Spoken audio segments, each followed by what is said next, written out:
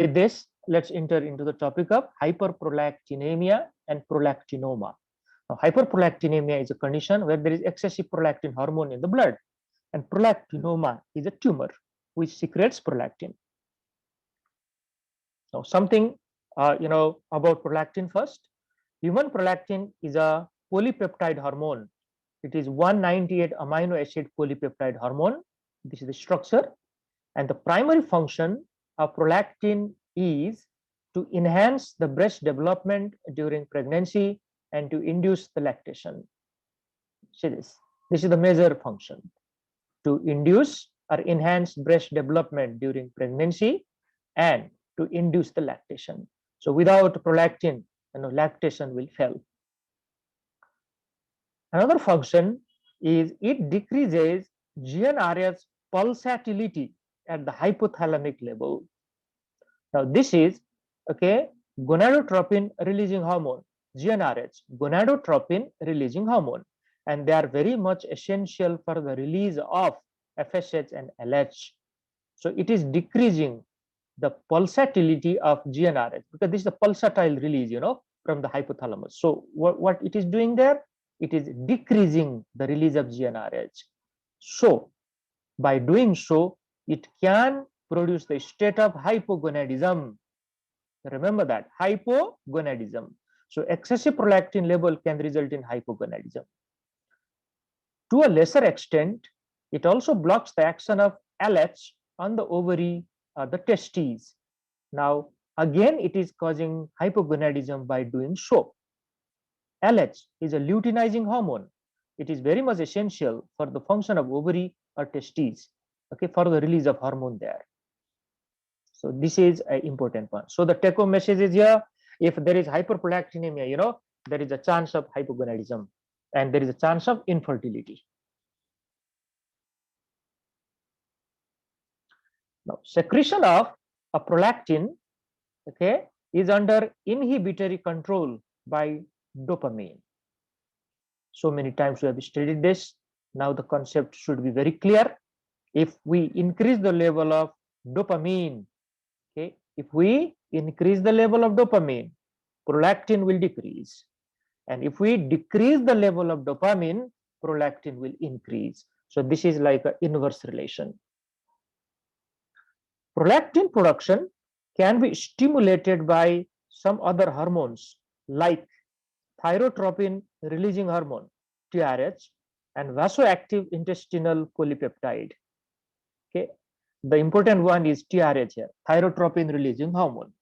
That's why in case of hypothyroidism, listen properly, in case of primary hypothyroidism, what will happen to the negative feedback given by TSH? It will be less because T3 and T4 will be less. The negative feedback given by T3 and T4 to the pituitary and hypothalamus will be very less in case of primary hypothyroidism. That means more TRH is releasing from there.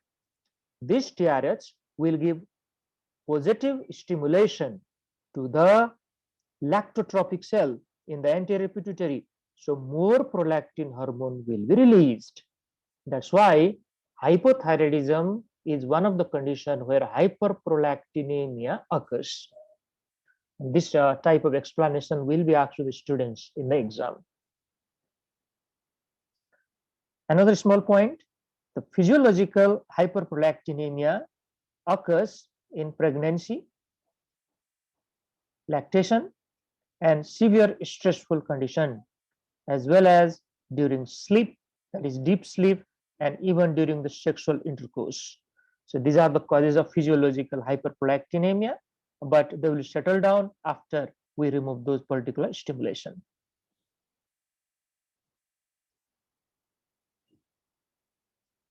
Let's move on. Now, all of you please have a look there in the slide. This is the control of prolactin release or secretion, from the pituitary gland. So these, green big arrow or bold arrows are the stimulation, and the red one is the inhibition. Now see there, TRH thyrotropin releasing hormone is the stimulatory factor for the release of prolactin. Okay, see this. See, this is GnRH. Okay, this GnRH, is causing positive stimulation for the release of LH. LH and FSH both, but only LH is shown here. So why this is shown is this prolactin is inhibitory to the gonad. See this? Okay, it is inhibitory here. LH is stimulatory, there is no doubt about it. This is the main hormone which stimulates the gonad, whereas prolactin is inhibitory there. That's why this is causing hypogonadism. And this prolactin is also causing negative feedback.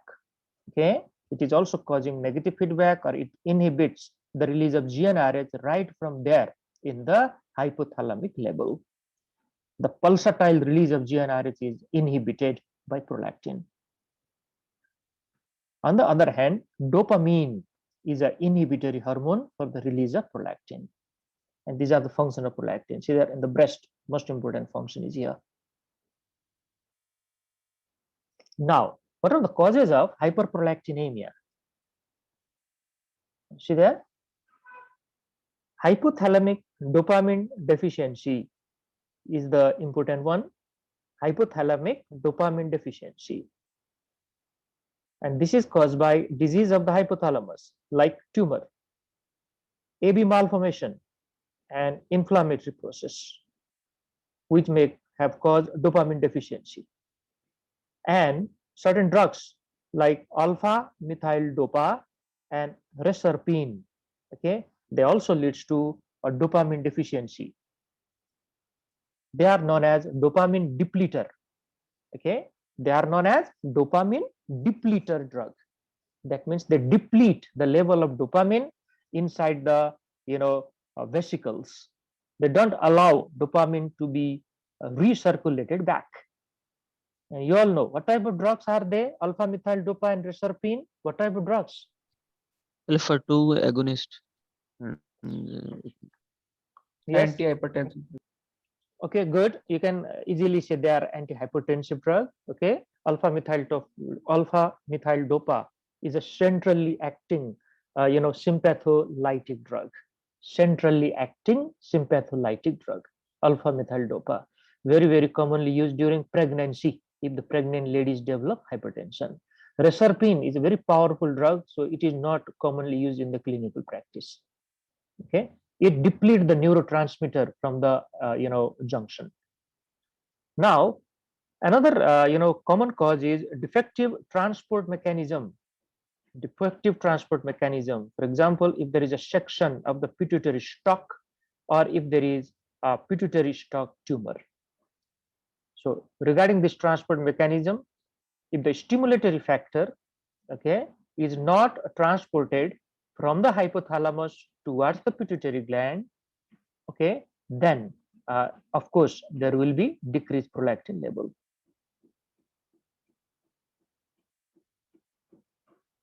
Now the third reason, or the third causes of hyperprolactinemia would be lactotrope insensitivity to dopamine.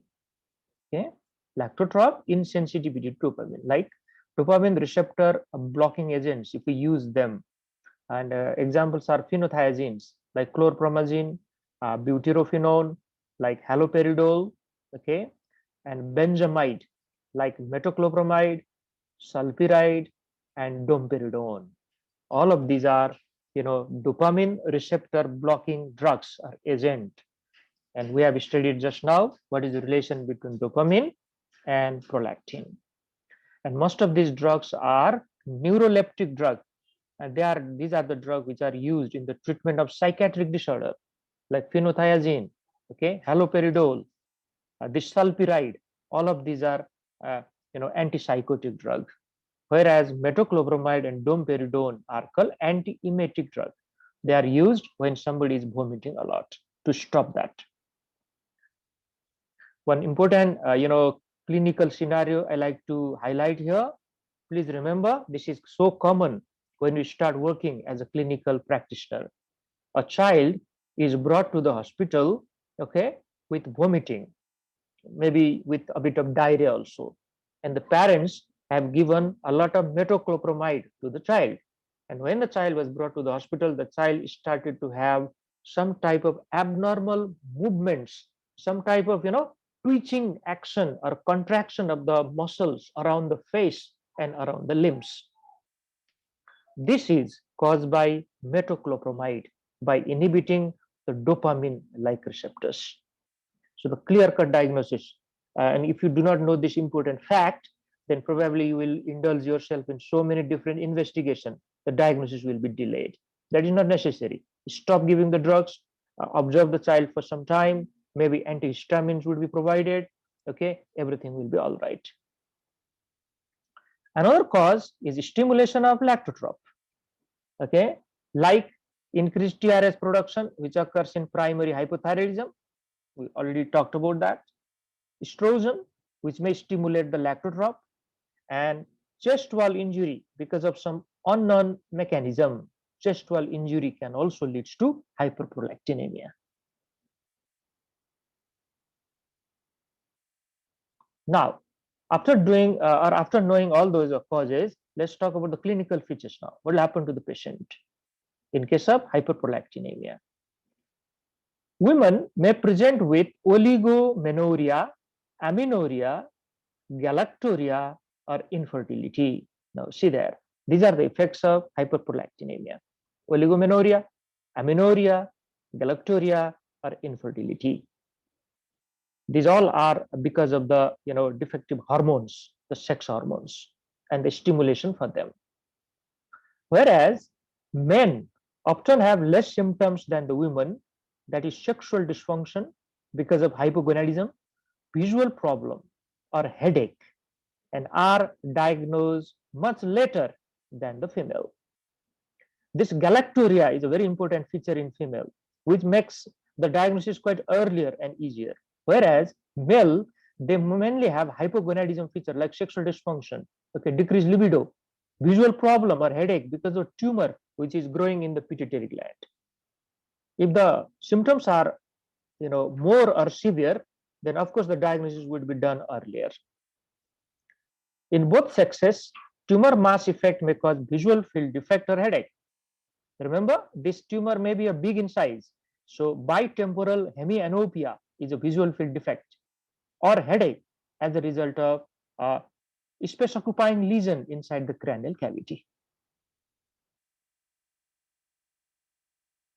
Now, what investigation we like to do to confirm the diagnosis? Now, here is increased prolactin level in the blood. Okay, that is one thing. So, if we measure it, it should be high. Number one. Number two, what is the cause? From where it is coming? We should prove that. So, these are the points which you should remember when we order the test. Visual field should be checked to diagnose bitemporal hemianopia, and this is done by perimetry analysis. Hypothyroidism must be excluded since this is a cause of hyperprolactinemia, and this is a very easy exclusion. We just order thyroid function test. What is T3 level, what is T4 level, and what is TSH level. Okay, and if TSH level is very high, of course TRS level also is higher in that same case. So probably that is a cause of hyperprolactinemia. The anterior pituitary function should be assessed. Okay, if there is any clinical evidence of hypopituitarism, or if there is radiological evidence of pituitary tumor. Prolactinoma is one of the common cause of hyperprolactinemia. So what is the function of other part of pituitary gland? What is the level of other hormone? We should find it out. MRI of the pituitary is necessary here to find out the tumor, and if facilities are available, then go for the measurement of prolactin level there. Okay, it is usually very, very high, above 1000 milliunit per liter.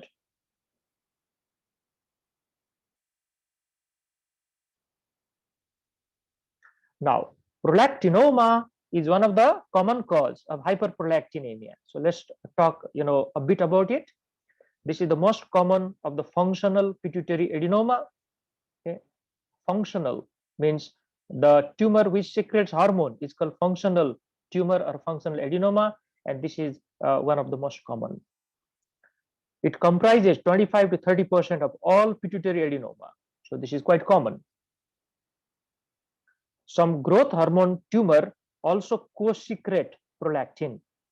Okay, the same tumor may produce excessive growth hormone and prolactin. That's why in a case of acromegaly also sometimes there is hyperprolactinemia. Some of the women with prolactinoma, okay, 90% present with microprolactinoma. Okay, micro means small size, whereas if male, okay, develop prolactinoma, then up to 60% present with macroprolactinoma. Now, listen properly. Micro means a smaller size tumor. So probably, the damage done by the tumor in the remaining pituitary gland is not much, or the space occupying lesion produced by that tumor is not that much. Whereas in male, that type of, damage is more than in female. This is related to the tumor size.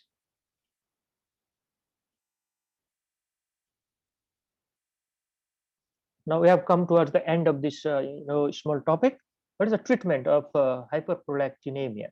Pharmacotherapy, surgical resection, and radiotherapy. Okay, pharmacotherapy, surgical resection, and radiotherapy. These are the three important headings. Now, see there, what are the important drugs or pharmacotherapy? These are dopamine agonist drugs. Dopamine agonist drug like bromocriptine, okay, cabergoline, and pergolide. Okay, these are the important example for us. You can just remember bromocriptine. Okay, the teacher will be happy. Even if you remember, forget other example, it doesn't matter. But bromocriptine is quite catchy name, and this is a dopamine agonist drug. Okay, these are the treatment. Side effects include a postural hypotension, dizziness, nasal stuffiness, and GI side effect. These are some of the side effects of dopamine agonist drug. But patient can handle them if the proper counseling is done. Okay, so at the end, I like to request you all to like the video as much as possible, share it among your friends, and subscribe to the channel so that it will encourage me a lot for the future videos and recordings. Thank you so much.